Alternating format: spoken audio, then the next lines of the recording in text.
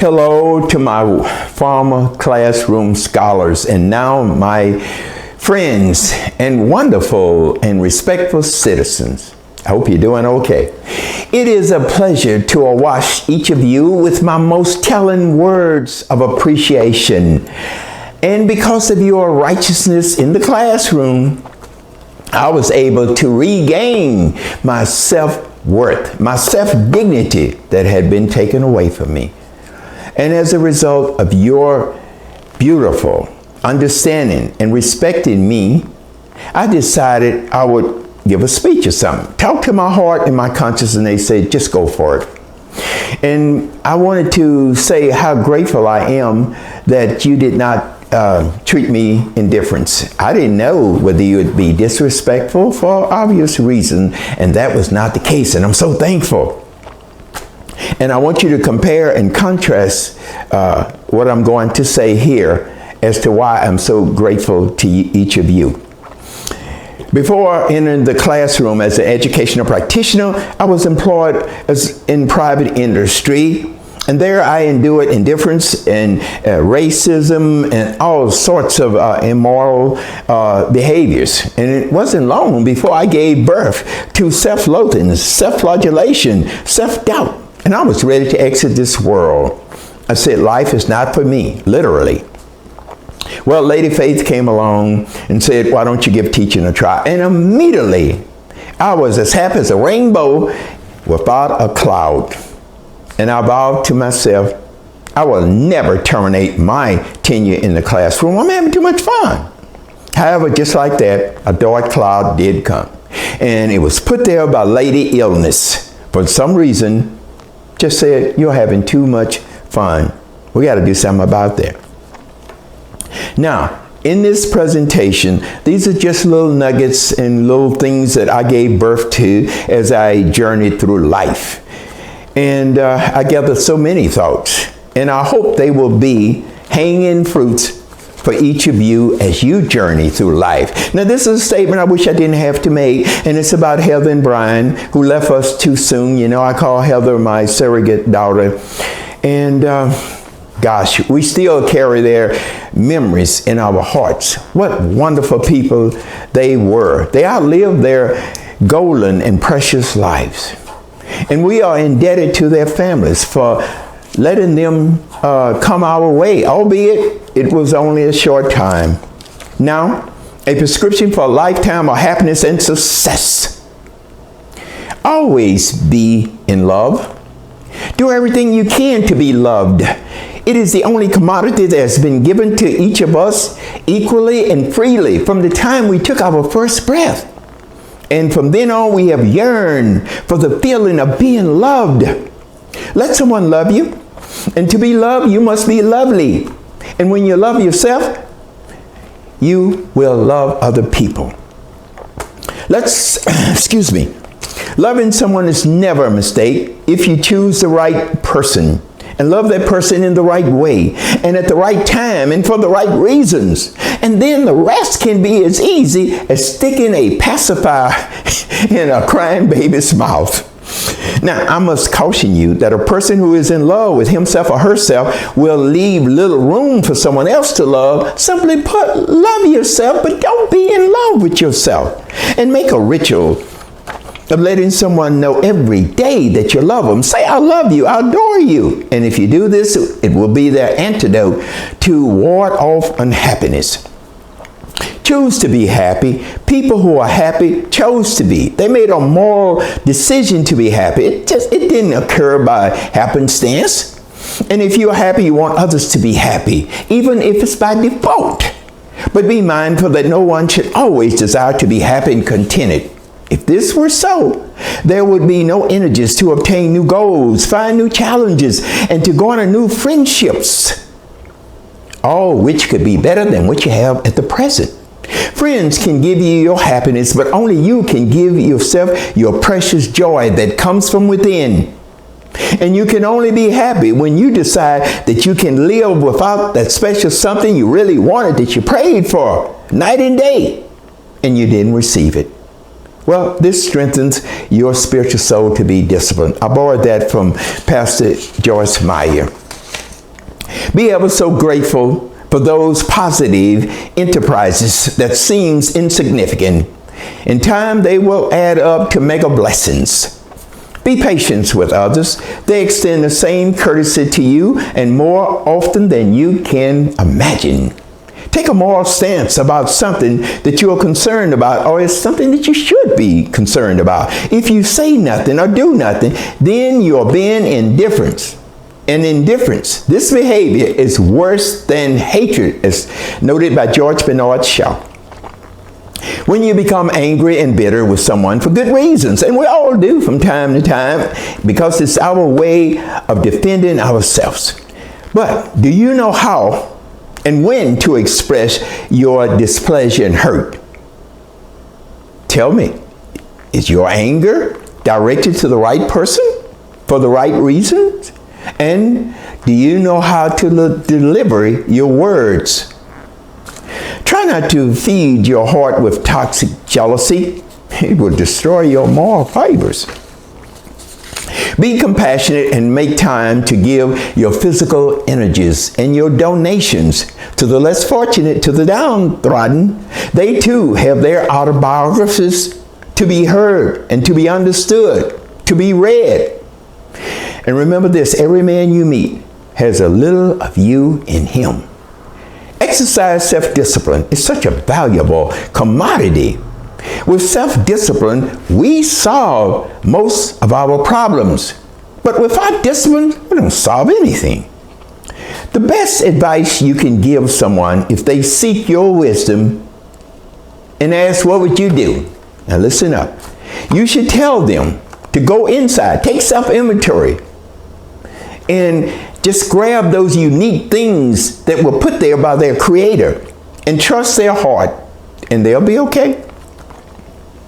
There will be times when you aren't sure if your goals and dreams are developing in the manner you hope for. However, it could be that your desires and your goals are going through an extra stage of metamorphosis, and in time, they will mature and unfold in the manner that you wish. Just be patient.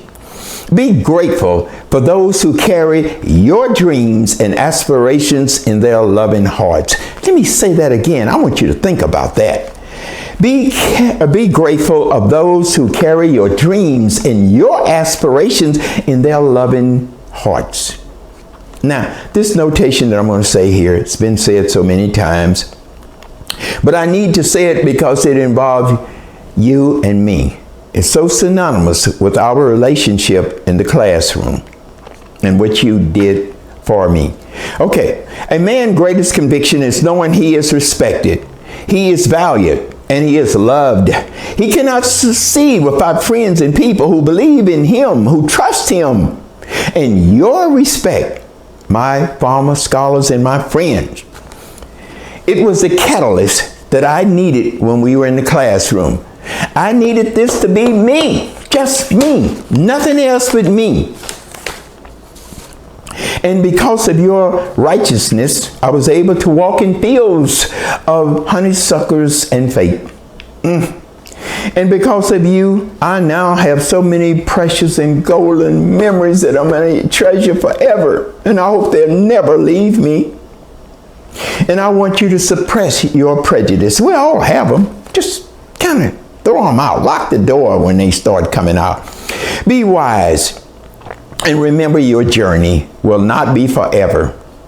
At least, I don't think you'll get another chance at it. So, when those golden years are upon you, I hope you never have to ask, where's the life I lost in living? Well, this says that you're unhappy. You're taking self-inventory. And you say, why didn't I do this? What happened to me? How did I get to this point? And it's so painful, isn't it? Because you're asking so many ifs and whys. If I had just gone down that road less traveled. If I would have found someone to love. And if I just told that person that I love them. And why didn't I take a chance on love? Well, all of these things are going to do nothing but hurt your mind and your heart. Because it's fruitless. And all your praying and wishing will not let you go back a nanosecond in time. It's over. And to know that you squandered parts of your golden life by refusing to make choices that could have brought you a more fruitful life. Ooh, that is so painful. And it's worse than having a terminal illness of which you probably had nothing to do with it. And you can accept faith. But you cannot accept what you didn't do and should have done. And if you ever have to ask yourself, does hell exist? Well, you will be an exemplar of hell for what you're going through. And listen to this. My heart suggested to me that you cement this note in your spirit soul. Say, I am proud to be me, just me. And I'm grateful to be alive, to have this fruitful journey. And I will live life and not let life live me, because life doesn't give a care one way or the other. And I will outlive my precious life. It's the only one I have. Now, we're going to continue. I can get through this. I know I can. Oh, by the way, if you saw on the little sign there, it says Clifton Castile, DOA. Well, that stands for Doctor of Appreciation. That's a little thing to my mother who wanted me to be a doctor. Now, my friends, I would like for you to have a most searching conversation with your heart, your mind, and conscience. And ask yourself, could I be a better parent? Could I be a better spouse? Could I be a better citizen? But whatever you do, don't insult people with, well, I'm praying for you. That's all I can do. Well, we know that they can do more than that. Okay, let's start. Let me give you what I think is going to be some very prudent advice that you should nail on the wall or put it in your mind. And that is this. When you find yourself on oceans of chaos and uncertainty, set your moral compass to steer your embattled conscience and depleted heart to sail to the north shores of decency and carefully refill your conscience and your starving heart with morality, virtuousness, empathy, compassion, and all of the righteous commodities that were once stored in there. Your Creator gave them to you.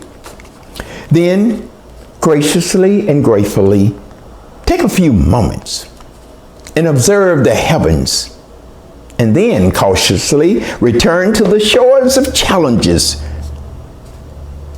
And you will have no malice, not even an ounce of malice and hatred for humanity. And you will use your Creator's grace to make a difference in this world, to distribute those goodness that you now have in your heart. And you will find peace where there is chaos. You will find happiness when it is needed. And when you are stressed and wonder if I made a difference in someone's life, let me be your exemplar. And now, I'm going to end this with this. Where there is hatred and turmoil, I hope you will offer solutions with respect for all mankind. And where there is confusion, you will be the voice of clarity for other people. You will offer your compassion. And if they refuse it, you will still give it to them. And when you see people that are awash with hopelessness, you will intervene and offer trust and give them a helping hand. I know you will. Because you know that your Creator has given those things to you. And He would like for everybody to enjoy their stay in this world. Whether they are disadvantaged or advantaged, no matter the race. Our Father wanted us all to enjoy this one stay. And you can be the difference. You can be the catalyst. You can, and I know you will be. You will make a difference. You know, I'm not going to apologize for becoming upset. I've done this 30 times, and each time I become upset. Now, I must bid you a temporary farewell, because maybe we'll meet again in a far place that may even be better than here, and we'll exchange jokes. And you can school me on so many things that you did that were so wonderful. Because heaven can be right here. We don't have to wait. I'm so grateful to you for coming my way. I can never express my gratitude. Thank you so much.